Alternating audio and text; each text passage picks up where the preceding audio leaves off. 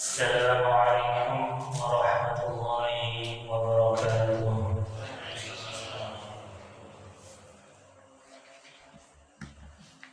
Alhamdulillahilladzi bi ni'matihi tatimmus shalihat. Nahmaduhu wa nasta'inuhu wa nastaghfiruh wa na'udzu billahi min shururi anfusina wa min sayyiati a'malina.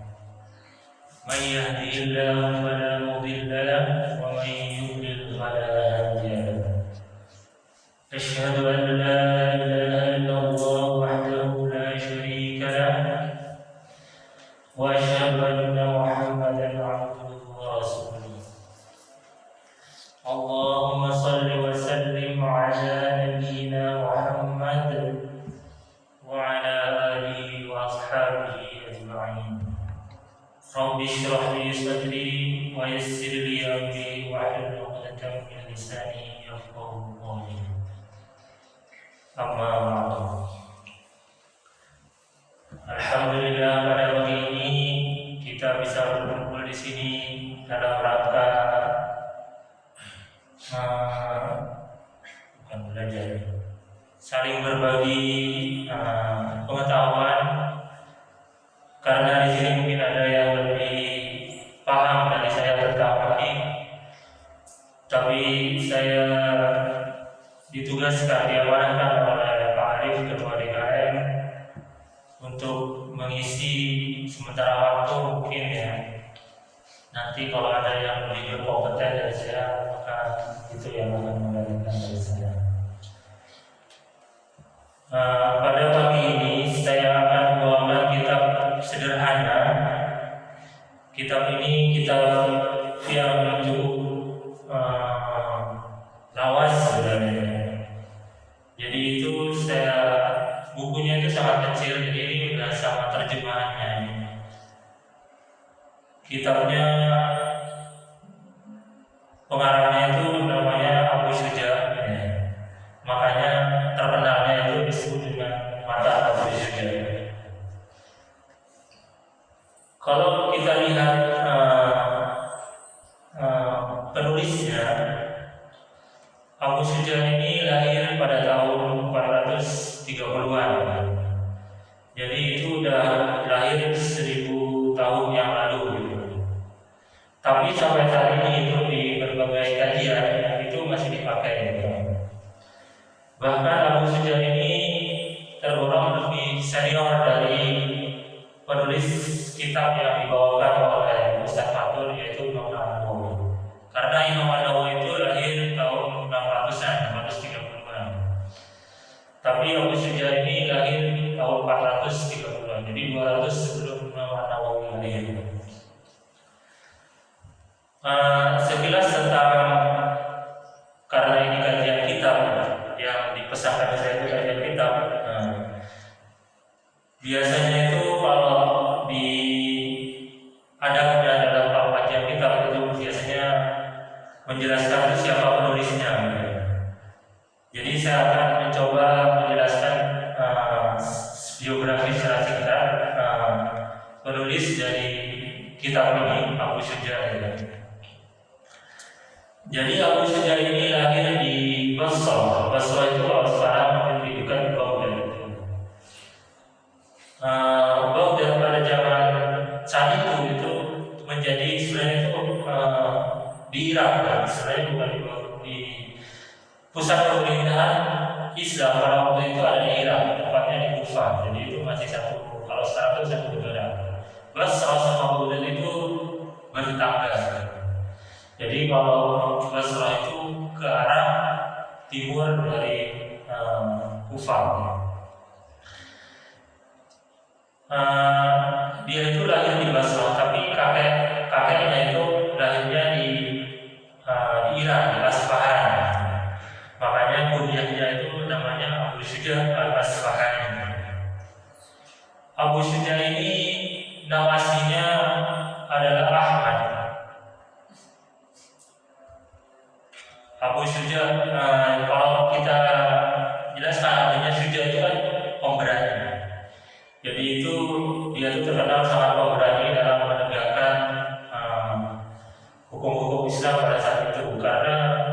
Syuja ini adalah seorang qadhi. Qadhi itu adalah hakim.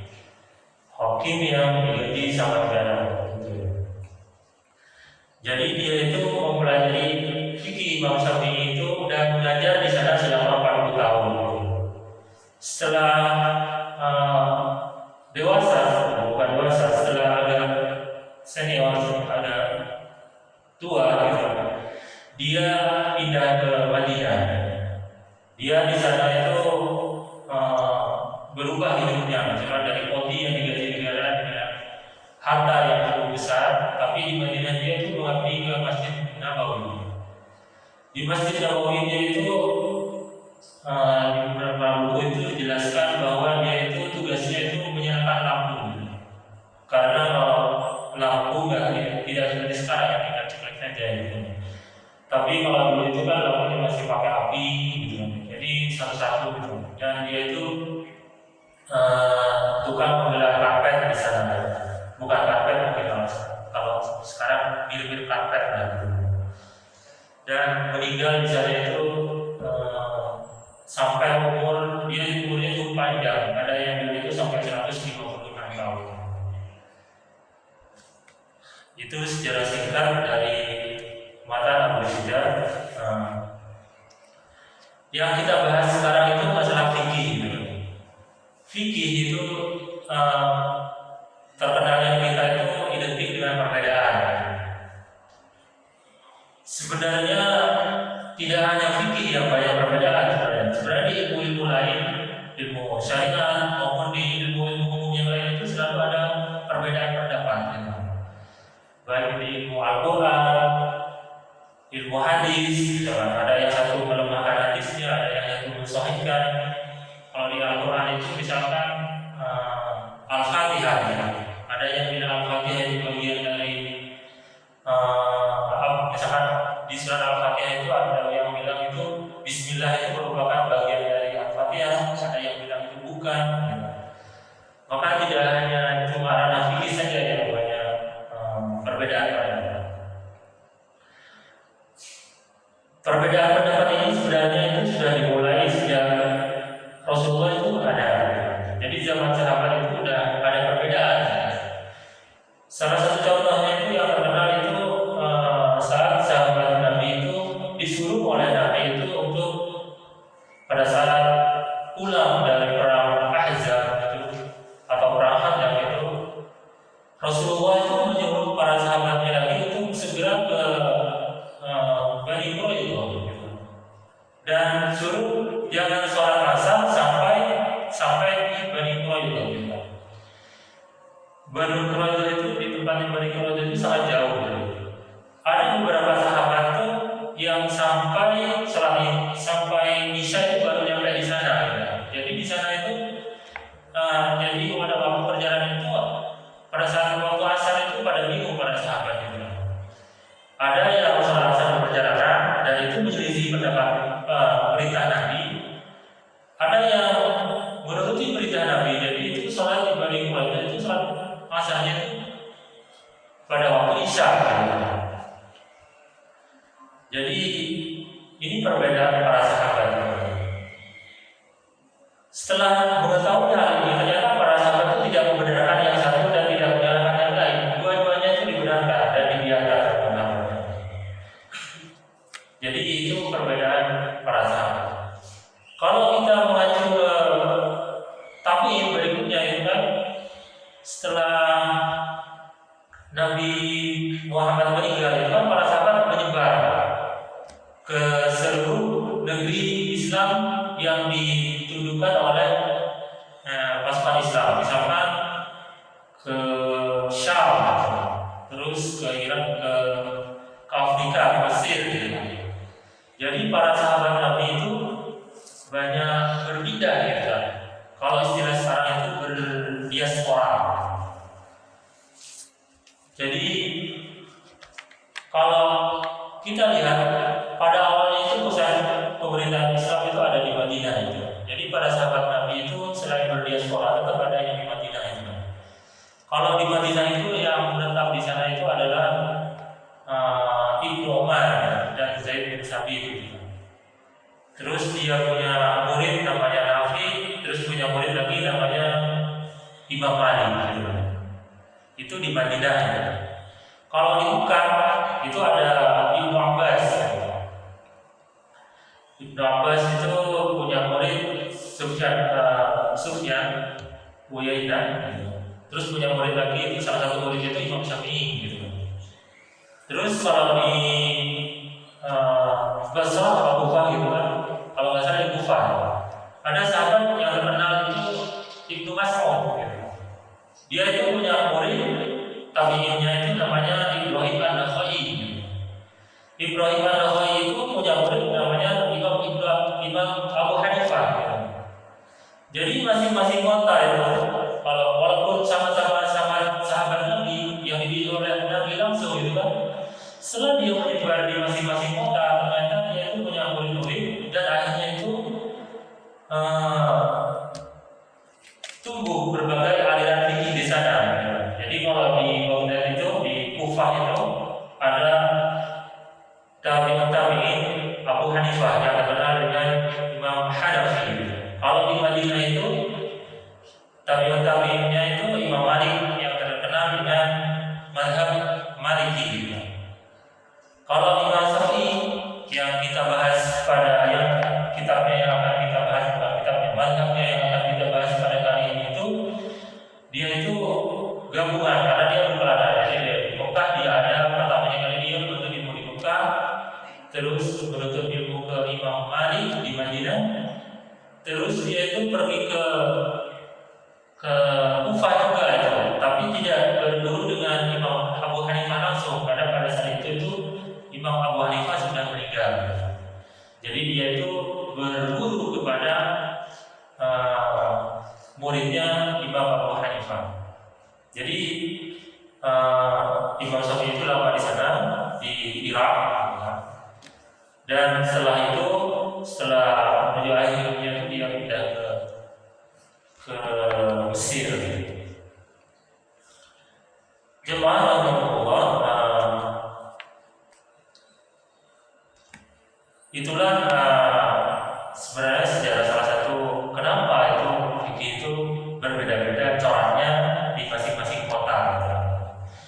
Sebenarnya juga itu mungkin masalah pembacaan Al-Quran juga gitu. Di pembacaan Al-Quran juga itu di zaman Utsman waktu pertama kali dibukukan Quran itu, masing-masing kota itu dapat satu sanad gitu kan, sesuai dengan bacaannya masing-masing. Jadi Ibnu Mas'ud di Kufah itu punya qiraat masing-masing. Quran berbeda dengan qiraat yang ada di Syam, makanya itu berbeda-beda. Mungkin itu sekilas sejarah fikih mungkin ya. Dari saya mungkin ada yang lebih komplit itu kan di berbagai buku yang lain, tapi itu menjelaskan bahwa fikih itu sangat bervariasi, berbeda-beda. Tapi sebenarnya fikih itu nggak cuma 4 mazhab.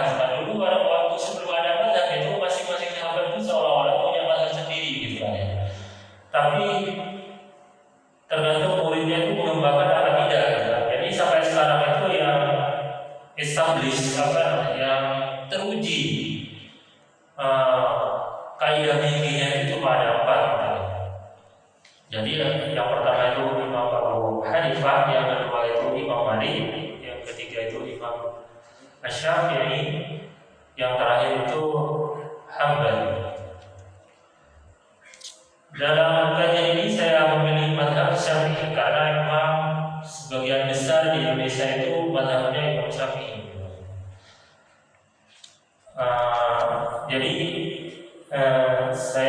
Jadi biar tidak ada banyak pertentangan mungkin dengan para audiens, para hadirin, makanya saya memilih Imam mazhab Syafi'i. Dan sebenarnya saya juga tidak punya banyak pengetahuan selain mazhab Syafi'i, karena kata berbagai orang itu DNA-nya orang Indonesia itu adalah mazhab Syafi'i. Jadi saya mulai sebagaimana judul kajian pagi ini itu bab pertama dari mata tahara. Kenapa tahara? Karena hampir seluruh ibadah misalkan sholat dan lain-lainnya itu butuh tahara. Tahara ini sebenarnya bersifat ritual. Jadi tahara itu mirip kebersihan, tapi tidak selalu yang bersih itu suci. Demikian juga tidak selalu yang kotor itu najis. Misalkan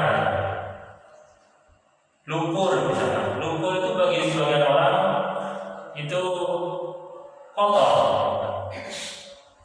Tapi kalau lumpur habis hujan itu kan nggak najis kan, dia itu tetap suci. Demikian juga kalau di badan kita keringat, kalau orang berkeringat itu kan merasa jijik, kotor gitu. Tapi dalam kajian fikih itu keringat itu suci. Jadi walaupun sholat itu keringat tapi tetap sah gitu. Jadi itu suci dengan bersih itu berbeda. Demikian juga yang kelihatannya bersih gitu kan. Misalkan di lapangan misalkan, habis hujan itu kan lapangannya suci gitu, nggak ada apa-apa. Tapi kadang ada kucing pipis gitu kan. Biasanya kan kucing sering pipis di mana-mana ya. Terus kena sinar matahari, nggak kelihatan ya. Nggak kelihatan itu sebenarnya dia itu walaupun nggak kelihatannya bersih, tapi dia tetap najis gitu kan. Kecuali kita tidak tahu sebenarnya aslinya itu najis. Kalau memang kita nggak tahu, jangan buat sholat Jumat gitu kan. Kalau kita nggak tahu dan itu dianggap suci gitu kan. Tapi kalau sebenarnya itu tetap najis ya hukumnya. Tapi kalau kecuali kita nggak tahu gitu kan ya, maka itu dimaafkan gitu. Jadi masalah toharo ini sifatnya ritual itu ibadah gitu. Jadi kalau kita niatkan kita berwudu, kita cebok gitu kan. Kalau kita berniatkan untuk melaksanakan ibadah berikutnya, insya Allah kita dapat paham. Karena cebok, berwudu itu aturan-aturannya sudah jelas di kajian fikih gitu kan.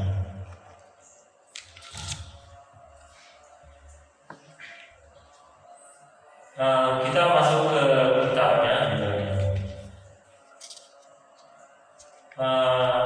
Jadi bab pertama itu adalah pahala. Jadi yang bab pertama subbab pertama yang di dalam kitab Mata Al-Sujud ini adalah macam-macam air. Kenapa air? Karena air itu adalah salah satu media. Sebenarnya itu media yang paling utama dalam membersihkan najis maupun untuk menghilangkan hadas.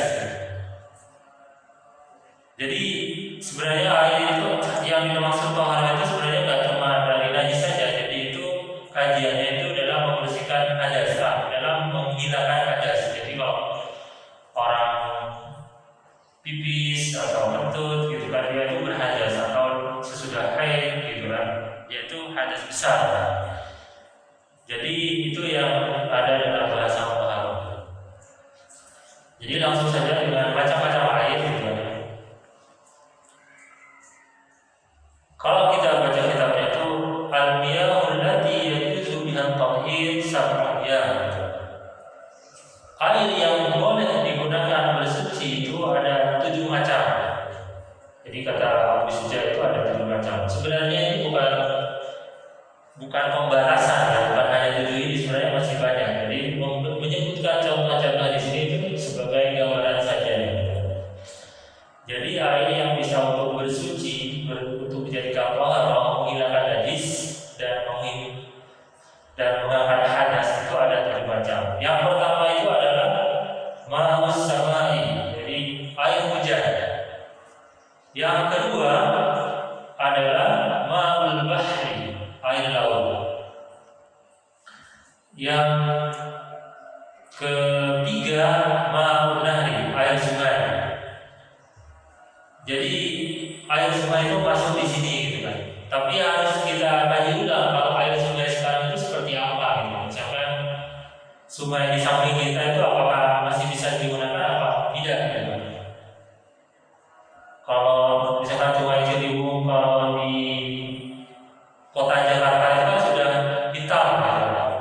Jadi kalau sudah itu udah terkontaminasi oleh berbagai kotoran-kotoran baik itu pabrik atau rumah tangga, maka itu tidak bisa lagi digunakan untuk bersuci. Jadi mungkin karena kita ini karena 1000 tahun yang lalu, jadi mungkin sungai saat itu masih sangat bagus, bersih, biasa digunakan untuk mandi. Sebenarnya nenek-nenek kita dulu mungkin biasa ya mandi di sungai, cuci di sungai gitu ya. Tapi kalau sekarang sudah jarang ya, karena pertama sungainya sudah sangat kotor, yang kedua mungkin sudah ada fasilitas yang lebih baik, mungkin ada sumur, ada bidang air. Selanjutnya ada wama'ul bi'ri dan air sumur. Air sumur sudah jelas. Wama'ul aini dan sumber mata air, misalkan air pegunungan yang dia mengalir sendiri. Wama'ul salji dan air salju. Jadi kadang ini sebenarnya air salju itu sebenarnya mirip dengan hujan ya, mungkin karena di daerah yang kutub utara, mungkin yang daerah Eropa atau Jepang itu mungkin kalau pada musim dinginnya itu hujannya berupa salju, maka itu boleh digunakan untuk bersuci maupun menghilangkan hadas. Dan wama'ul bardi atau barodi dan air embun. Air embun itu kalau biasanya kalau di pedesaan atau di pegunungan itu di daun-daun itu mungkin menetes airnya, jadi itu bisa dibuat untuk menghilangkan najis. Jadi ini ada 7 itu kan. Kalau kita mau lihat dalilnya, itu sebenarnya ada salah satunya ya. Ada di surat Al-Anfal ayat 11 gitu. Potongan ayatnya itu ayatnya cukup panjang. A'udzu billahi minasyaitonir rajim. Wa yunazzilu 'alaikum minas samaa'i ma'un liyutahhirukum bih. Jadi Allah itu menurunkan air dari langit berupa air untuk menyucikan dengannya, menyucikan sesuatu yang najis itu dengannya. Terus mungkin kalau ada hadis itu kan mungkin yang sangat terkenal itu ketika ada orang-orang Badui itu kencing di masjid gitu kan. Jadi Nabi itu menyuruh mengambilkan air 1 ember dan menyiramkannya ke tempat pipisnya itu, maka setelah itu dia dianggap suci.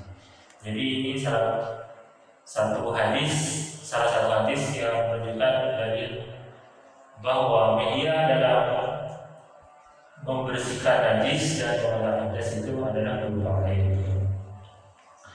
Air itu memiliki kedudukan yang utama dalam taharah karena hampir tidak ada media lain yang bisa digunakan untuk menghilangkan najis.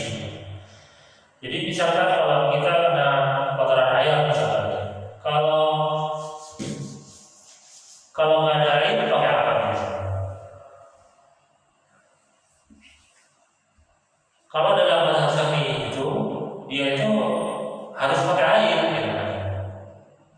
Mungkin kalau sekarang itu bisa pakai tisu gitu. Karena dia itu menganalogkan, mungkin bisa dilakukan dengan kalau dulu itu pakai batu gitu kan. Jadi kalau sekarang itu mungkin pakai tisu basah gitu kan. Itu mungkin di mazhab yang lain itu bisa ya. Tapi kalau di dalam mazhab Syafi'i itu dibersihkan pakai tisu dulu, baru harus dicucikan dengan air gitu. Itu dalam mazhab Imam Syafi'i. Jadi dalam mazhab Imam Syafi'i itu air benar-benar menjadi media utama dalam najis. Kalau misalkan tayamum gitu kan, itu hanya dalam keadaan darurat. Jadi selama masih ada air, tayamum itu tidak boleh. Atau sudah bertayamum sudah suci, tapi kalau kita melihat air, maka tayamumnya itu batal. Makanya tetap harus pakai air kalau bertayamum. Jadi itu macam-macam air yang suci dan menyucikan. Kemudian dalam subbab berikutnya itu Abu Syuja mengatakan summal miya'u ala arba'ati aqsam. Kemudian air itu terbagi menjadi 4 bagian. Yang pertama, air itu tahirun mutahhir, air suci dan menyucikan. Ghairu makruhin, tidak makruh, wa huwal ma'ul mutlaq, dan dia adalah air mutlak. Jadi air yang saya sebutkan tadi itu berupa 7 contoh-contohnya itu adalah air suci dan menyucikan. Jadi biar bisa menghilangkan najis dan menghilangkan hadas, dan dia itu tidak makruh. Terus selanjutnya itu yang nomor 2 itu air suci dan menyucikan tetapi dia makruh gitu. Wa huwal ma'ul musyammas, dan ia adalah air musyammas. Air musyammas itu sebenarnya yaitu air panas yang wadahnya itu berupa logam. Tapi panasnya di sini itu harus dari matahari. Jadi bukan dari panasi pakai kompor atau dan lainnya itu. Jadi air di dalam wadah yang kena panas matahari gitu kan. Dan panasnya itu cukup tinggi gitu kan. Dan ini kata para ulama itu hanya berlaku di daerah-daerah yang di negeri di kayak di Arab, di Hijaz, di Afrika, dan lain sebagainya. Jadi kalau di Indonesia itu bisa dikatakan itu tidak ada air musyammas. Dan karena musyammas ini mengharuskan harus terkena matahari. Jadi kalau dipanaskan karena pakai kompor itu tidak berlaku hukum makruh di sini. Musyammas ini mungkin karena terlihat dari akar-akarnya itu syamsun, dari matahari. Jadi kalau kita lihat syarat-syaratnya ini, air makruh ini hal pertama itu harus terkena matahari gitu kan, bukan karena kompor. Yang kedua itu wadahnya harus berupa logam, bukan pakai beton atau pakai tandon yang terbuat dari plastik gitu kan. Atau ditaruh di ember, dijemur, itu tidak berlaku gitu kan. Jadi harus pakai logam besi gitu kan. Terus syarat yang ketiga itu harus punya pilihan gitu kan. Ada air yang biasa dan harus punya air yang makruh tadi gitu kan. Jadi harus punya pilihan. Di antara dua pilihan itu, kalau dia memilih air yang wadahnya logam dan kena panas matahari, maka dia makruh. Tapi kalau nggak punya pilihan, maka dia tidak terkena hukum makruh. Kalau nggak ada air lagi gitu kan, maka dia itu tidak terkena hukum makruh.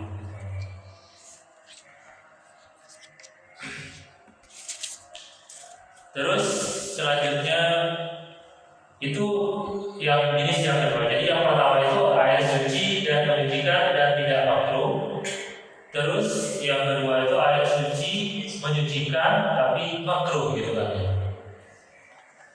Terus yang ketiga itu wawahirun ghairu mutahhir. Jadi ada yang ketiga itu suci tapi tidak menyucikan gitu kan. Jadi punya air tapi tidak bisa dibuat untuk menghilangkan najis maupun menghilangkan hadas. Apa itu wahir ghairu mutahhir? Ini dijelaskan wa huwal ma'ul musta'mal. Jadi dia itu adalah air musta'mal. Jadi air ini air yang sudah digunakan untuk berwudu. Misalkan kita berwudu membasuh muka, terus airnya itu ditadah apa namanya, diambil lagi itu. Jadi bekas air mukanya itu diambil lagi, disimpan lagi gitu kan. Dan itu kalau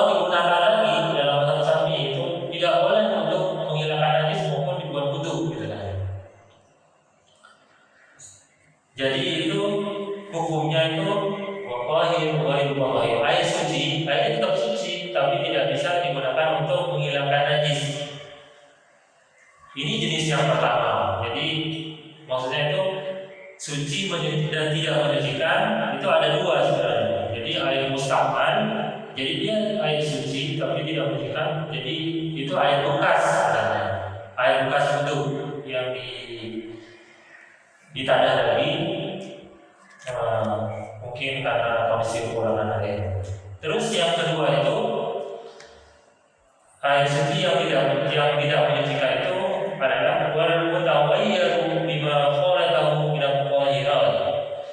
Dan air suci itu yang ditemukan itu air yang berubah karena dia itu bercampur dengan benda-benda najis gitu.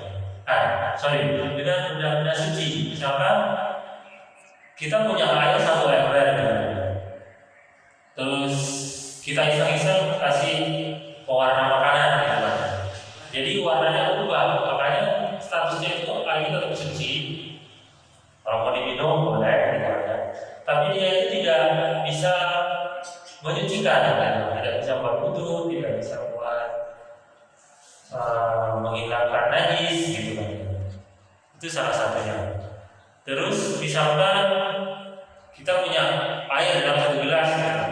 Kita kasih garam gitu. Atau kita kasih kopi gitu kan. Itu sebenarnya bisa diminum, suci gitu. Tapi tidak bisa buat ambil wudhu gitu kan. Atau kita apa lagi? Air dikasih parfum gitu kan. Jadi wangi gitu kan. Makanya dia itu tidak bisa dibuat wudhu lagi, tidak bisa dibuat bersuci lagi. Jadi kalau itu yang berubah itu baik itu rasanya, baunya, warnanya itu kalau berubah maka itu tidak bisa menyucikan lagi sesuai dengan kadar-kadar tertentu. Terus macam-macam lain yang terakhir, mungkin ini yang terakhir dari pembahasan saya pagi ini itu adalah air najis. Air najis itu apa? Jadi wama najisun wa huwa alladhi halat fihi najasah. Wa huwa yang najis itu ya alladhi yang halal itu berdiam fihi padanya, pada air itu najasah, najis. Mungkin yang bahasa terjemahan gampangnya itu, jadi air itu yang tertimpa barang najis gitu. Jadi misalkan kita punya air satu ember gitu, di kamar mandi gitu. Terus kita pipis gitu kan, terkena cipratan pipis satu tetes gitu.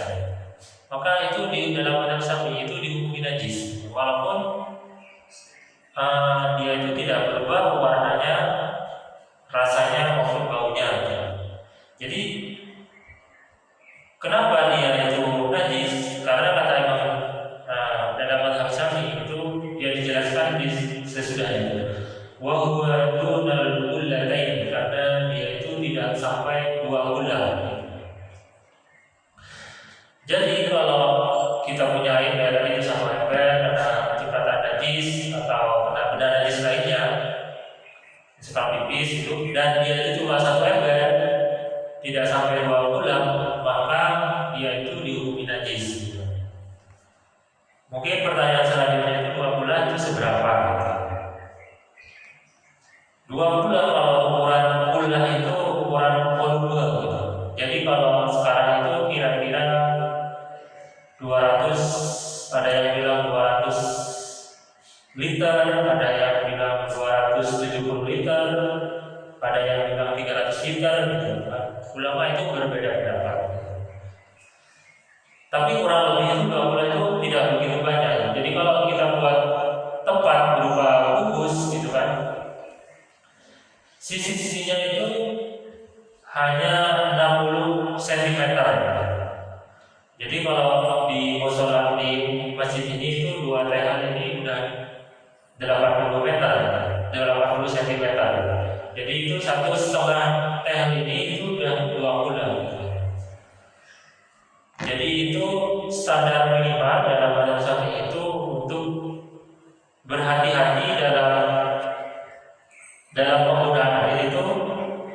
dibuat agak besar. Makanya itu kalau di kampung-kampung gitu kan ya, bukan di perkotaan ya.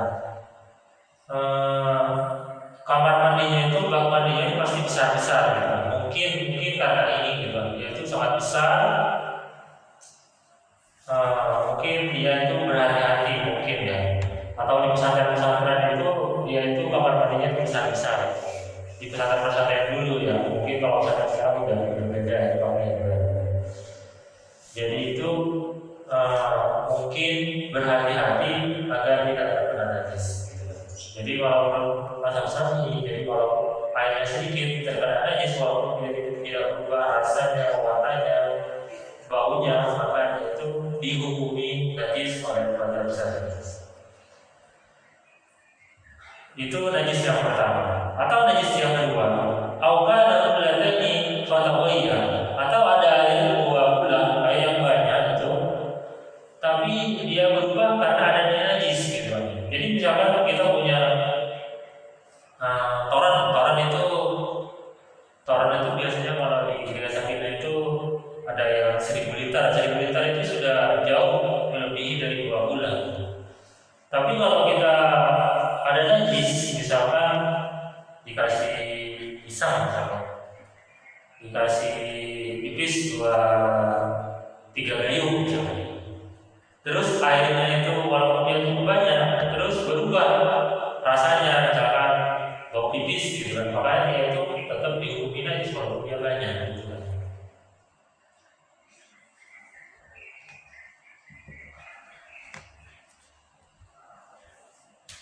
Terus selanjutnya itu ini sedikit penjelasan dari pengarang kitab ini. Wal kullatani khamsumi'atin ritri, dan 2 bulan itu adalah khamsu itu 500 rital Baghdadiyun. Jadi itu ini satuan, ada yang bilang ini sebenarnya satuan berat waktu itu di Baghdad. Jadi itu 500 liter Baghdad takriban itu kira-kira fil asahi, di menurut pendapat yang paling sahih menurut pengarang kitab ini. Jadi itu kalau kita jelaskan rital ini satuan berat sebenarnya. Tapi kalau kita tahu di fisika itu kan kalau antara berat dengan volume itu punya hubungan lurus gitu dengan massa jenis gitu, dengan dipisahkan oleh massa. Jadi kalau kita asumsikan, biasanya kita asumsikan 1 liter itu sama dengan 1 kilogram air beratnya, karena massa jenis air itu sama dengan 1 kilometer per sisi per mililiter. Jadi kalau kita konversi khamsumi'atin itu, kalau kita konversi sekarang itu liter pada zaman Baghdad itu kira-kira 4,5 ton. Jadi kalau 4,5 ton itu kalau 500 berarti itu kira-kira 225 liter. Jadi pendapat Abu Syuja itu bahwa 2 bulan itu 225 liter. Jadi itu mirip-mirip seperti yang saya bilang di berbagai buku yang lain, itu ada yang bilang 190, ada yang bilang 216 liter, ada yang bilang Wahbah Zuhaili itu ada yang bilangnya yaitu 270 liter.